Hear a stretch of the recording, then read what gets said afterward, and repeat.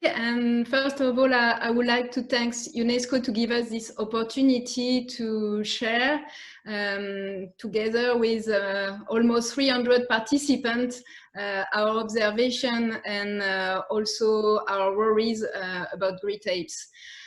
So today, I think we are at a very important time for biodiversity, for health of human and also wildlife.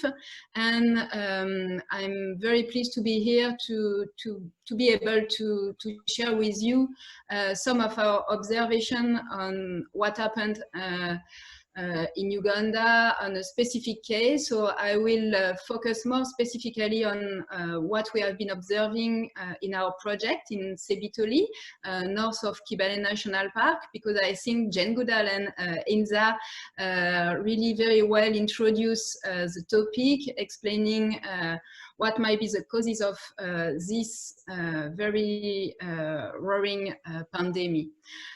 So my talk will be really representing what our team has been doing, because I've been in Paris, in France, since 2 months. And what I'm going to share is really the result of our Ugandan team, who has been doing a very great job. So first of all, I would like to remind you that what we are trying to observe are the direct and indirect consequences of what the pandemic can be. So first of all, of course, what we see is the direct consequences on human health. And this is really very, very bad, because today the number of deaths is over 400,000 people, and the number of cases is more than 7.3 million. We did this webinar in French last week, and it was only 6.3, so 1 million since last week. So this is really impressive and worrying. So some other negative consequences we can see are indirect consequences. We have less monitoring on the environment. We don't know really what will happen regarding poaching and other illegal activity, but we are very worried because, of course, with less rangers in the field in protected area, maybe poaching and illegal activities will increase. The same for economical consequences. Of course, there is less job, less travel, and of course this will lead to starvation, less tourism, and less opportunity for national park to get revenue from tourism related to great apes. So we have really already a picture of what might be the direct and indirect consequences on human health, environment, and economy. We are trying to get some indicators about this, but we know it may happen. However, for now, we do not have any idea about what will happen on animal health, especially on great apes. And I think this webinar is also a way to really try to link to each other to be able to make some alert in case we can see any consequences on great apes. Because of course, we are very worried, because we all know that great apes are our closest relatives, and that if local people around, but also researchers and tourists are in contact with wildlife, they may transmit and expose great apes to coronavirus. However, we may expect some positive effect, and I think this is really our point.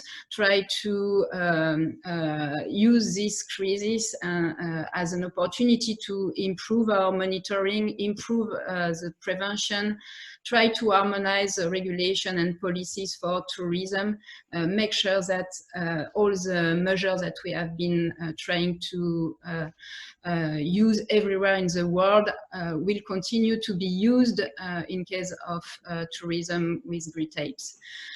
We may also expect less disturbance of wildlife during the pandemic, less pollution, increase of the sensitization regarding biodiversity loss and One Health, and the fact that this biodiversity loss, the question of health of human and wildlife and environment are linked also to climate changes, and use the fact that great apes are emblematic species for forests to link really all these topics: the biodiversity loss, the health of human, wildlife and environment, and the climate change.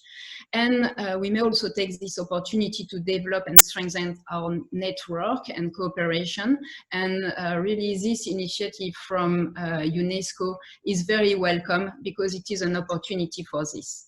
So now I will switch quickly to what we have been observing, and to try to show what has been our priority. So first, our priority was to prevent exposition to SARS-CoV-2 for human and animals in our project and transmission. So it goes through education and application of preventive measures. And we have been trying to find some indicators for the direct and indirect effects for human and animals.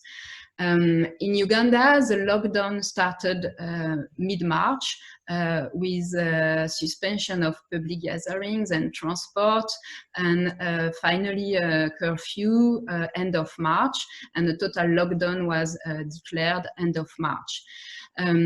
Up to now, there is no death, and today, actually not the 3rd, but the 11th of June, there is 665 positive cases in Uganda. So we may expect that there is few consequences on great apes, but we really have to keep being very cautious to prevent any exposure or transmission. So the lockdown was declared also in the national park, and especially in Kibale National Park, where we are working, on 25th of March. Any activities related to primate, tourism, research, but also filming was suspended, and we have to restrict our activity to the minimum. What we immediately do is to try to be part of education with doing some posters, especially explaining very simply what is virus transmission. So these posters has been designed by my team and by my students, and we had some explaining the transmission and some explaining recommendation to try to reduce the exposure outside our field station, but also inside the station, directly in our project, in the Sebitoli chimpanzee project. I will not talk too much about it, because Noéline will explain that we work together for trying to design such tools for more wide publics. So anyway, we use this poster without too much words to try to be very simple and to explain really what are the main recommendations to prevent exposure and transmission. So we applied it, of course, at the station, disinfection of gum boots, disinfection of hands, mask wearing, changing uniforms for the forest, and our team was partly locked down inside the park and without any contact with outside. So 10 of our members have been staying for now more than 2.5 months inside the station without contact with their family, and they applied very strictly all these measures. A daily health check was done, and we tried to find out how to monitor the chimpanzee health without being in contact with them. So we use 14 camera traps in the home range of the chimpanzee, On the right side, you can see the map of the territory of chimpanzee in the north of Kibale National Park. And you can see that they are very exposed to human activities, because all around in western, eastern, and northern part, they are in contact with agriculture.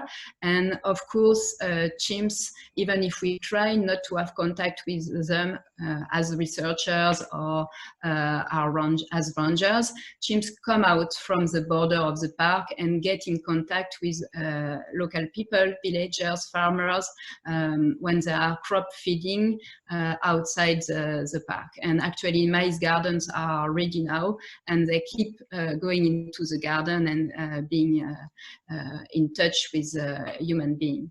So what we did is using this camera trap inside the forest and at the border, and we tried to identify every chimp since. So every day our team was reviewing the clip, and they tried to describe who has been seen. Or, of course, it's not a very detailed health monitoring, but at least we know which individuals are here healthy, at least on the clips.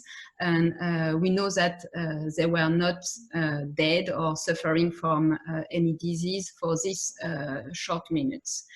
In total, during the 8 weeks, we were able to identify 51 chimpanzees out of about 80 or 100 chimps. And all of them were very active on camera traps, and they do not show any respiratory symptoms. So we can expect that a large part of the community is quite in good health. We have been trying to find out what are the economical consequences on chimpanzee, on human beings, sorry, because as I said before, starvation may increase poaching and all illegal activities in the park and at the border. And we can see that the price and the cost of the life have really increased in Fort Portal, which is the town near the Kibale National Park. For example, the posho is almost twice the price that it was before, and the same for beans and peas. So of course, people are suffering very much for the consequences of COVID. Your time almost up. Yeah, another important things are the ecological consequences. We have been also following poaching and road, because there is a national road crossing. So the traffic was reduced during this time, and we also continue our collection of plastic bottles along the road. And the good thing is that plastic pollution was also reduced, with only 2,000 bottles collected among the last period. We can see that the traffic really reduced, with less cars and no minibus and no trucks, and no roadkill during the period when the traffic was reduced. However, 3 days ago, sorry, the traffic resumed, and people overspeeding were coming back on the road. And I'm very, very sad to add this to the last talk that I did last week. We already lost one of our female, Chapati, a female of 15 years old, because the traffic came back, and of course chimps were not used anymore to such a traffic, and likely they were less cautious. So on the upper side, you can see Chapati during the lockdown playing very happy in the forest, and Chapati on Monday, we found her, our team found her on the road dead. So this is to say that maybe we should really try to do something on this road, and that overspeeding and the way how people are feeling more free after the lockdown has to be also taken into consideration. So what could we expect for tomorrow? trying to treat and resolve these three challenges together: the biodiversity loss, the climate change, and the health.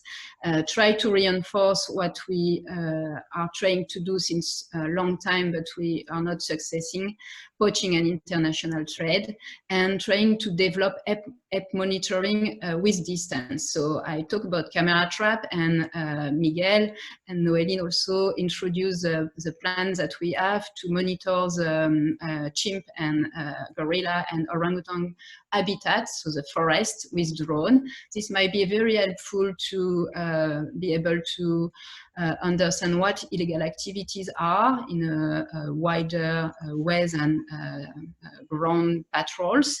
And this may be also very important because we can have a harmonization and systematic protocols.